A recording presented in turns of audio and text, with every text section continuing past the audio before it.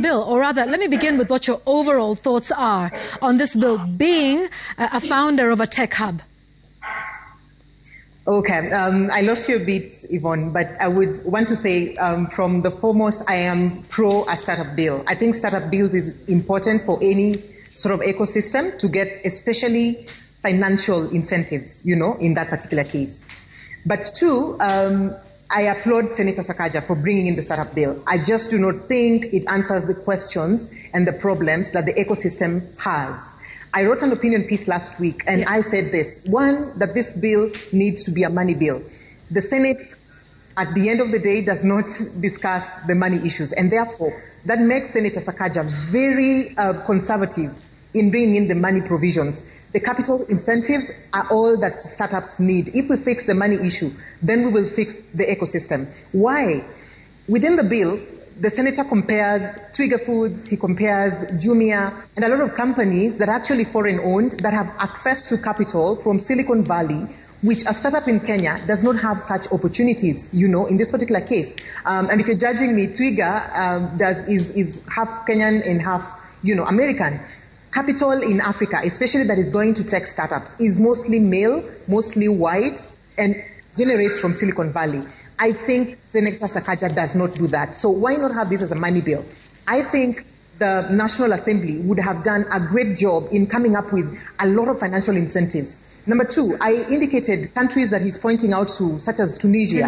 These countries have given startup scholarships where people who are working for big companies can actually move to startups and give them, the opportunities, they give their skill. Right. And then you have about 2-3 years later, you have better, startups and you have people to tax. Okay. What he is proposing is more than the ecosystem needs right now. We don't need more taxation. We don't need any more double registration. We need a straight path that simply says, we understand that startups fail. According to a Wheat Tracker report this weekend, startups' failure rate in Africa is 58%. Let me ask you that none of these people are going to make it. Sorry, Yvonne. Right, no, that's fine. And Linda, I just wanted to jump in and ask you, because you mentioned the issue of taxation. And in your op-ed, you said the bill does nothing to take away the taxation, licensing fees, and processing challenges. And particularly because Lawyers Hub provides those policy decisions, legal practice, access to justice for just these sort of startups that, are tech-driven or working in the tech space. What is that space like from your experience and from many of the startups that you are advising? Talk to us about the taxation, the licensing. What is it like for these startups? Okay, from day one, you have somebody who has a great idea. They're building a software or building a tech product. They do not have even money to set up the registration. So they will come to the Lawyers Hub and ask, could you help us set up our company? They don't want to do this on eCitizen on their own because sometimes you get obligations on eCitizen. The same way you register for tax at KRA on their website, you tick some obligations that you're actually not supposed to tick. So they need a lawyer from the get-go. So they will ask for that particular help. They don't have access to lawyers. Then number two, they don't have any fee to pay. The moment they get into a physical building, then the city council is going to come and say, we need you to have this license. If you're doing a food business, you need to get the health authorities. They give you, a go-ahead as well. Now with COVID, you need a COVID certificate and you need that particular approval. You haven't even had a single client in this particular case. Your family is investing in land in maybe Syokimau. They are, speculating around some piece of land. They don't believe that startup is an area where they can invest in your tech startup. They don't understand it yet. You build a great product. Before you know it, somebody comes into Kenya, starts touring. They are white, they're from a particular country, and then they realize you're building something great. Either they will try to buy you, or they will come and do the exact same thing you're doing, go back to Europe or go back to the US, get funding from venture capital firms and even their family or friends and fools, and then come back to Africa, do the exact same thing like they have rediscovered, that's the exact same thing that you came up with. So I think startups have a problem. Intellectual property in this country takes time. It's expensive. Patents are taking up to 2 years. Very few lawyers are in the space on the tech and space to help you through the journey. Yeah. And so I expected more from, Senator Sakaja to sort of help us go through these hurdles and say, you know what, we get you. You don't have capital. This is what pension funds can do for Kenya.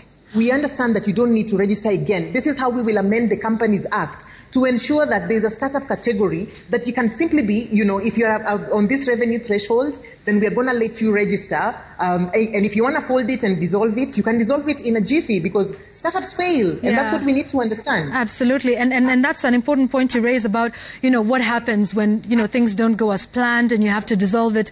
And that is a process that we don't think about too often, making the process of dissolving a company, a lot easier as well. So where do we go from here? Because you've said quite a bit, and you've also raised issues on this bill, perhaps placing an unnecessary burden on incubation hubs, such as NILAB and many others. I believe Lawyers Hub is one of those. So I want to give you a minute, if you can, to just talk about what you mean by this bill putting an unnecessary burden on hubs such as yours and many others, even as you conclude with where we go from here. Have you made recommendations? There's lots of talks that are happening regarding this bill. Where do we go from here? Should we just scrap it at the Senate and start at the National Assembly like you're proposing?